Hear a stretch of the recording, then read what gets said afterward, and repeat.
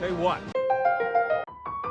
Sorry, what now? Hey, yo, it's Xanadu, that JRPG nerd. Now look, it's been over a year and a half since we got news on Tokyo Xanadu 2. I know you're waiting, you know you're waiting, I know I'm waiting. So I want to talk about it for a little, since there isn't a lot of discussion about it happening anymore. And I think a big reason for that is just that it's taking so long for there to be any new information about the game. So I wanted to talk in this video a little bit about why is it taking so long for Falcom to talk about Tokyo Xanadu 2. I think a big reason for it really is they announced this game way too early. I think they wanted to get news out before 2025, possibly because they expected to release it this year, or they wanted to present more information for the 10th anniversary in 2025. And unfortunately, it's looking like they won't really be able to follow through with that. Falcom for the first time is working on pushing multiple games in a year.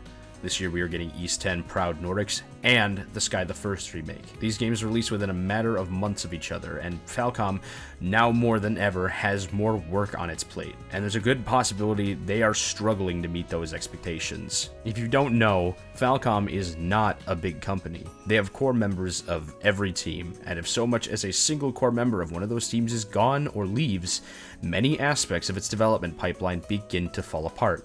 This is a major reason why they are ending the Trails series with the next arc, so that many of those members can move on to other things. So with many parts of Falcom being spread thin, it's really up to the younger and newer employees to push Tokyo Xanadu 2 along, and from what Hansuk, a valuable source of Falcom information, has said, this appears to be the case.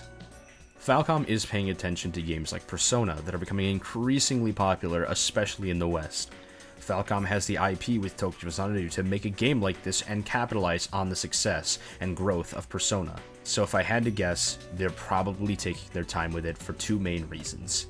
One, they want to make this game polished. It's the first game in 10 years in the Xanadu franchise. Falcom can get away with releasing sequels a year apart from each other because the bulk of the work for Trails games is writing. When they start a new arc, they can create the majority of assets for a group of games and reuse those assets for those upcoming games. With the new Tokyo Xanadu, they need to make the game feel as new and fresh as possible and be comprised of unique assets. They don't have anything to work off of for this game. Even disregarding quality, Tokyo Xanadu's assets from 10 years ago likely would not fit with what they are going for in this game. Now, my next speculation might be a bit controversial, and again, I want to state this is speculation. We know based on past meetings, Falcom has the new Tokyo Xanadu game lined up as well as a few brand new IPs. If I had to guess, they are probably planning to make Tokyo Xanadu their next pillar franchise, and they are developing other IPs alongside it as a way to explore new opportunities outside of the three franchises and to be a fallback plan. Falcom is looking to make a good first impression with Tokyo Xanadu 2. And maybe they did plan to announce something at the end of last year or early this year. However, I have some good news and probably a hint at what's to come. Now I want to clarify, a lot of this is speculation. However, to my knowledge, Tokyo Xanadu 2 has at least been in development since late 2022. I say at least because we really don't know how long it has been worked on. With the cycle for most Falcom games, like the start of new arcs for Trails and new East Mainline games, tend to have a development cycle of 3 to 4 years. What led me to this conclusion is the fact that we've seen concept art for Tokyo Xanadu 2 in March 2023 printed on merchandise. This merchandise contains the protagonist and another character from Tokyo Xanadu 2 and the tagline, "You remember what Rem said, don't you?"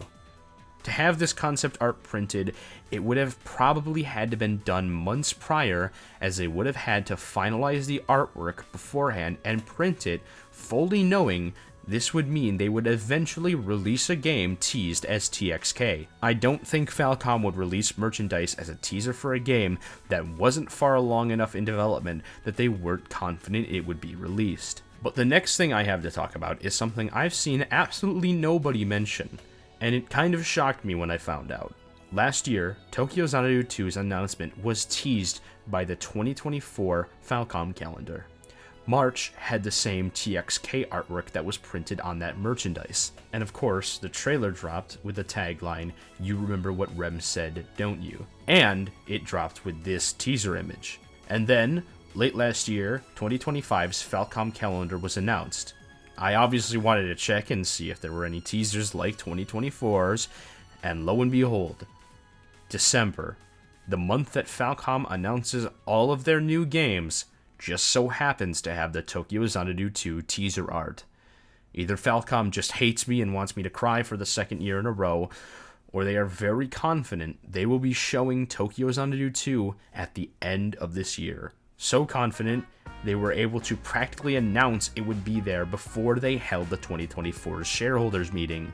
So, while I can't guarantee anything, it's incredibly likely that by the end of this year, we will finally get an update on Tokyo Xanadu 2. I have more videos planned for Tokyo Xanadu 2, as well as other Falcom and JRPG related content coming up, so if you are interested, go ahead and subscribe to my channel as it would help me out a ton. This has been Xanadu, the JRPG nerd. Peace out.